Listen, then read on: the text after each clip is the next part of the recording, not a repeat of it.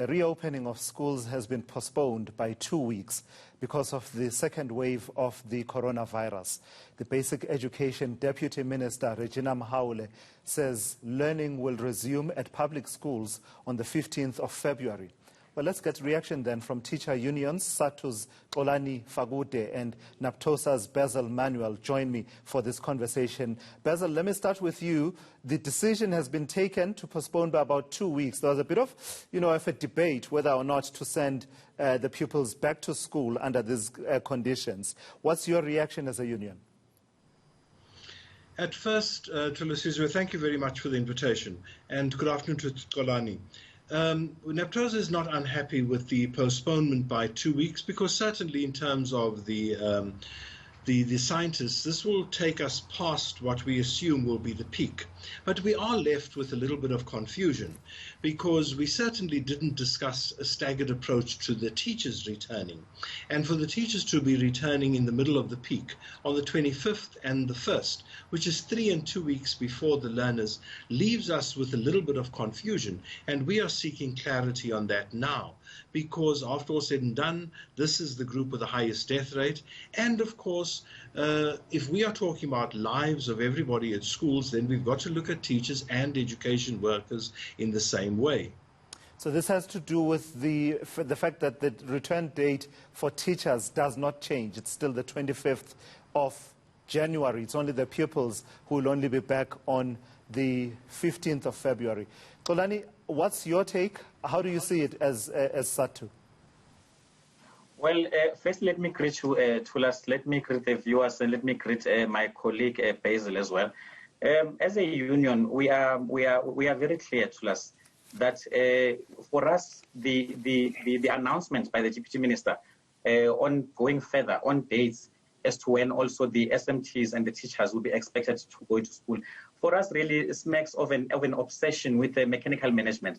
Now, I want to start, Thulas, where Basil ended, to say that for us it really is concerning that right in the middle of the peak, we are therefore saying that the teachers, the SMTs, must then go back to school. We are not necessarily saying that there is anything primarily wrong with that, but our issue here, Thulas, is that in the context of the rising infections, in the context of a peak, what then are we saying? We would have proposed as Sadtu that at least a week earlier, a week before the learners return, would have been quite adequate, because then we would have observed the 14 consecutive days, which are actually required scientifically for the infections to be going down at the community level, for schools to be opened up quite safely. So whilst we welcome the fact that learners will report, the date in which they will be reporting is now postponed by 2 weeks, we are quite unhappy, and we need to state it to us and make it quite categorically clear that we were not consulted as unions on the issue of the teachers and the SMTs coming back on those dates that were proposed. Because for us, it remains illogical.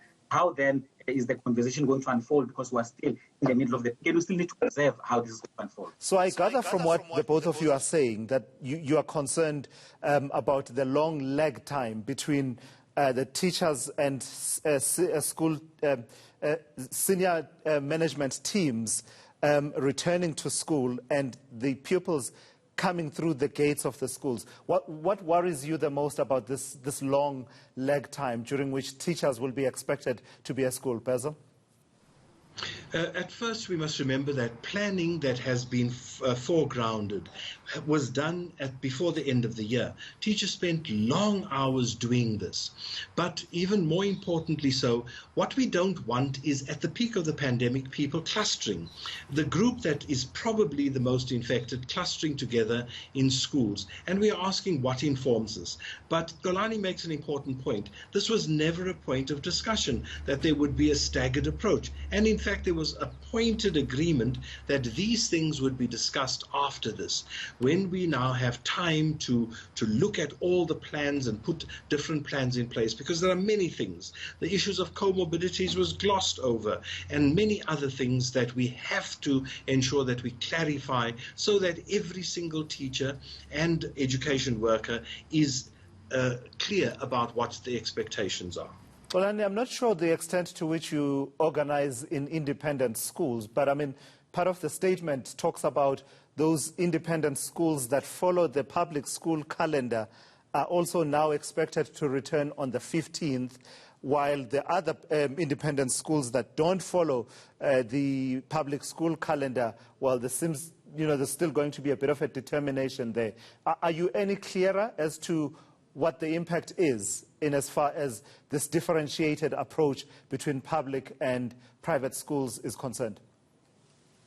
Well, Thulas, we have always spoken quite sharply against this two-tier education system that we have in this country. One that services the privileged and one that services the majority and the poor. And of course, it concerns us, the very fact that others are being left behind whilst others are moving forward. But then, whilst we are saying to us that this gives us an opportunity to really reimagine and rethink how we structure education in this particular country. We have always said as Sadtu that we cannot go back into the crisis before the COVID crisis. And what we mean by that is that the inequalities that we see, and even as far as they are concerned between the independent schools, the private schools, the public schools, etc., we are saying that the inequalities that we still see within a system really that is supposed to be servicing one population, a South African population, which is facing a similar problem right now. We are saying to us, let us take this opportunity to really have that conversation because it concerns us. We have always said, and I'm sure Basil will agree with me, that no child must be left behind. So we are indeed saying that let us look at it collectively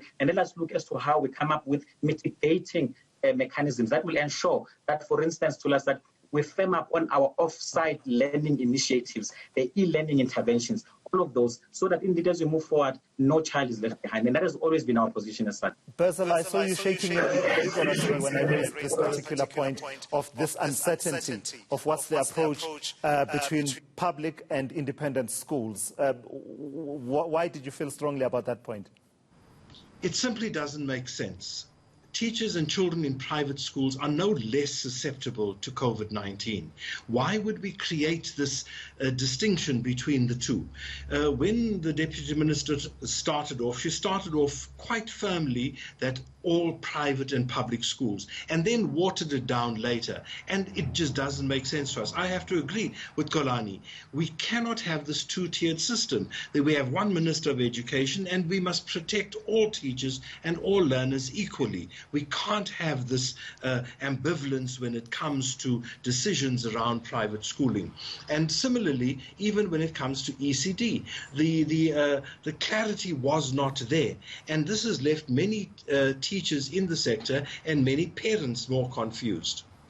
And Basil, so if I can just stick with you for a moment then, in terms of going forward, how do we reimagine teaching and learning in the age of COVID-19? Also bringing into that the fact that we have the undertaking that, there'll be the first 1 million doses of the vaccine that will be delivered before January is up.